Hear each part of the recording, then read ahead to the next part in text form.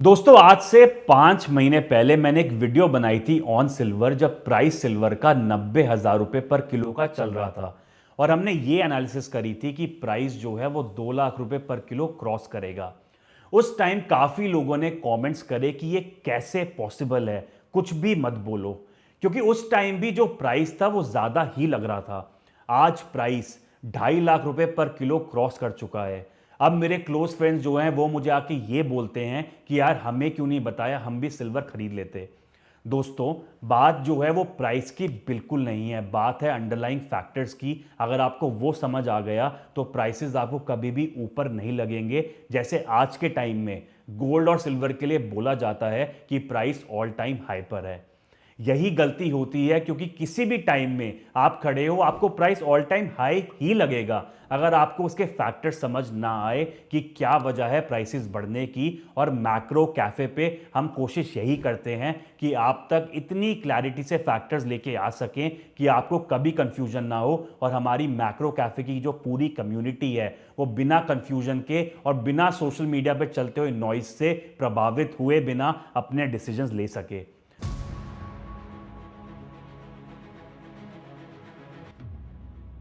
2025 तो मेटल्स के लिए बहुत ही ज्यादा शानदार रहा है। 150% से ज्यादा से सिल्वर बढ़ा है और गोल्ड 65 से 70% से।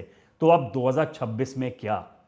दोस्तों ये बोला जाता है दुनिया बड़ी ही छोटी है, वैसे ही फाइनेंशियल मार्केट की जो दुनिया है वो भी बहुत ही छोटी और कनेक्टेड है। आओ थोड़ा सा रिवाइंड करते हैं और चलते हैं उस टाइम में जब सब कुछ बड़ा ही सिंपल और कंट्रोल में था, क्योंकि जब डॉलर के पीछे था सोना और बाकी सारी कंट्रीज डॉलर के अगेंस्ट सेट करी गई थी। एग्जाम्पल से इसको समझते हैं। मान लो गोल्ड का रेट सेट हुआ था $30 पर आउंस, यानी $30 देके आप 1 आउंस सोना ले सकते थे। और बाकी सारी कंट्रीज की जो करेंसी थी उनका एक एक्सचेंज रेट सेट हुआ था डॉलर के अगेंस्ट। सब बढ़िया था तब तक जब तक गोल्ड से ये बैक था। पर ये खत्म हो गया 1971 में जब रिचर्ड निक्सन ने अनाउंस किया कि डॉलर अब गोल्ड से बैक्ड नहीं होगा। अब जब ये कनेक्शन टूटा तो गवर्नमेंट को एक आजादी मिल गई कि बिना रुके पैसा छापो, और जिससे कर्जा बढ़ता चला गया और आज यूएस का कर्जा $38 ट्रिलियन पे खड़ा है, जो नामुमकिन जैसा लगता है रीपे करना।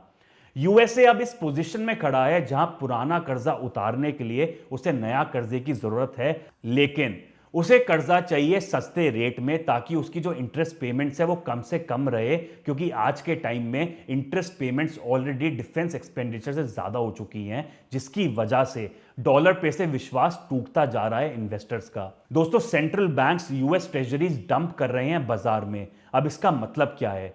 दोस्तों तुम्हें पता है सेंट्रल बैंक जैसे इंडिया का आरबीआई है या फिर चाइना का पीबीओसी मतलब पीपल्स बैंक ऑफ चाइना है, इनके पास रिजर्व्स होते हैं जिसमें वो एसेट्स रखते हैं जैसे डॉलर, यूरोज। लेकिन इन जो करेंसीज पे कोई भी ब्याज नहीं मिलता, यानी कोई इंटरेस्ट नहीं मिलता। इसलिए सेंट्रल बैंक सबसे लिक्विड एसेट जो जब चाहे बेच दो और इस पे इंटरेस्ट भी कमा लो और जो सबसे सेफ हो, इसलिए वो यूएस के ट्रेजरी बिल्स खरीद के अपने पास रखते हैं। लेकिन अब यही बेच रहे हैं और रिकॉर्ड हाई पे गोल्ड खरीद रहे हैं। सोचो, वो सेंट्रल बैंक जो खुद पैसा छापते हैं वो गोल्ड खरीद रहे हैं, मतलब एक टैंजिबल एसेट अपने पास रख रहे हैं।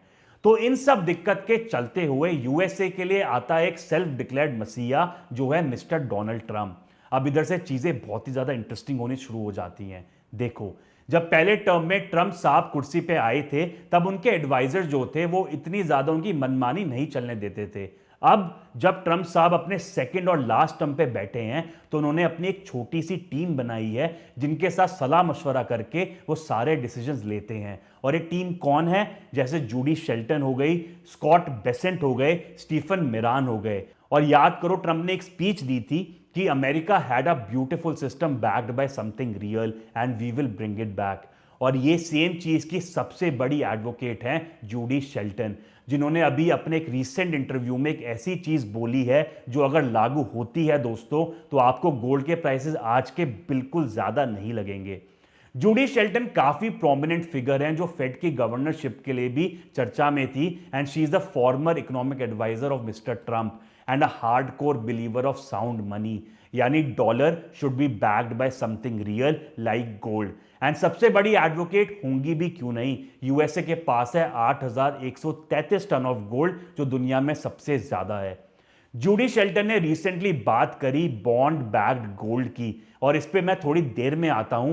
पहले थोड़ी सी साइकोलॉजी समझते हैं ट्रंप की, क्योंकि आखिर में he is a politician and given this is a second term and USA में 2 टर्म से ज्यादा कोई प्रेसिडेंट नहीं बन सकता, तो अपने टर्म में ही will try and take those decisions जिससे उन्हें हिस्ट्री में याद करा जाए as the person who saved US citizens and US dollar. और ट्रंप की पर्सनालिटी कुछ है भी ऐसी।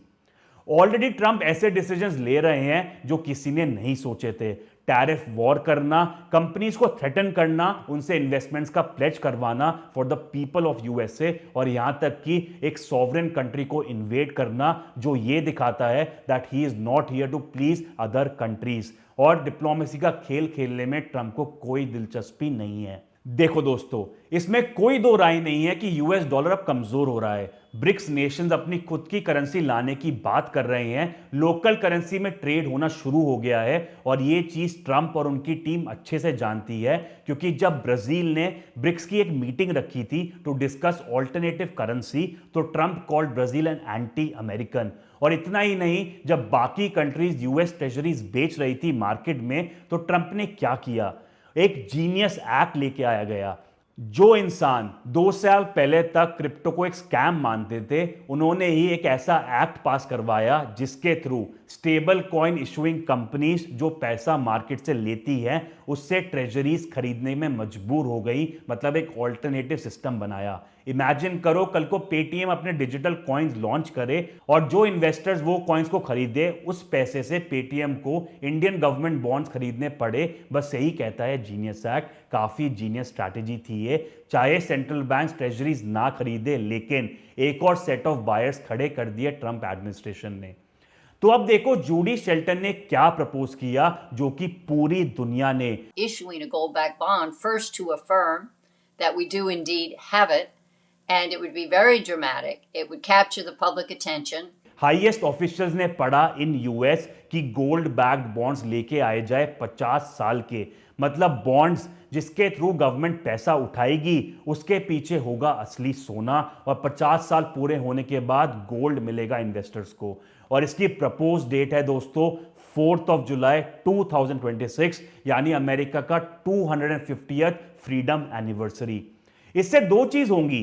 पहला, ट्रंप ने जो अपनी स्पीच में बोला था वो पूरा करेगा, जिससे ईगो मसाज जरूर मिलेगी प्रेसिडेंट को कि जो बोला वो पूरा करके दिखाया। और दूसरा, अगले 50 साल तक वापस से डॉलर का सिक्का चलेगा। क्यों? क्योंकि वापस से ट्रस्ट बनेगा यूएस बॉन्ड्स पर, एज दिस टाइम आपको डॉलर नहीं गोल्ड मिलेगा इन पेमेंट। डिमांड फॉर बॉन्ड्स बढ़ेगी क्योंकि central banks, sovereign wealth funds, investors इस बॉन्ड्स को लेने के लिए इसके पीछे भागेंगे, जिससे इसका प्राइस बढ़ेगा। और जैसे आप जानते हो, बॉन्ड प्राइसेस और इंटरेस्ट में एक उल्टा रिलेशन होता है। तो प्राइस ज्यादा मतलब इंटरेस्ट कम, तो यूएस सस्ते में पैसा उठाएगा बाजार से। आज की डेट में $42 पर आउंस ऑफ गोल्ड की वैल्यू है फेड की बुक्स में, जो होता है बस $11 बिलियन, 8,133 टन ऑफ गोल्ड के हिसाब से। और इसकी मार्केट वैल्यू है $1.2 ट्रिलियन। तो गोल्ड रीवैल्यू करा जाएगा आज की मार्केट वैल्यू के हिसाब से, या फिर इससे ज्यादा, जिससे यूएसए को सस्ता पैसा मिलेगा और डॉलर पे ट्रस्ट अगले 50 साल और बना रहेगा, जिससे डॉलर की डोमिनेंस बनी रहेगी and Trump will be known as the president who saved dollar. Gold owners रातों रात माला माल होंगे, और एक बड़ी फेमस एलन ग्रीनस्पैन की राइटिंग याद आएगी कि जो भी देश गोल्ड स्टैंडर्ड को इतना बेकार मानते हैं, तो why every central bank is holding so much of this worthless metal. तो दोस्तों, प्राइसेस ऊपर जाना या फिर एक ऑल टाइम हाई पे जाना असली कहानी नहीं है। असली कहानी है फैक्टर्स को समझना और अपने डिसीजंस लेना। मैं ये बिल्कुल नहीं बोल रहा कि अपना सारा पैसा गोल्ड में डालो, पर अपने पोर्टफोलियो में छोटा सा हिस्सा गोल्ड में जरूर रखो, because it is time for gold to shine and nothing will be able to stop it. आपको क्या लगता है कमेंट सेक्शन में बताना। मैं हूं आपका दोस्त आदित्य गुप्ता, मिलते हैं नेक्स्ट एनालिसिस में। Till then, invest smartly, stay strong, thank you.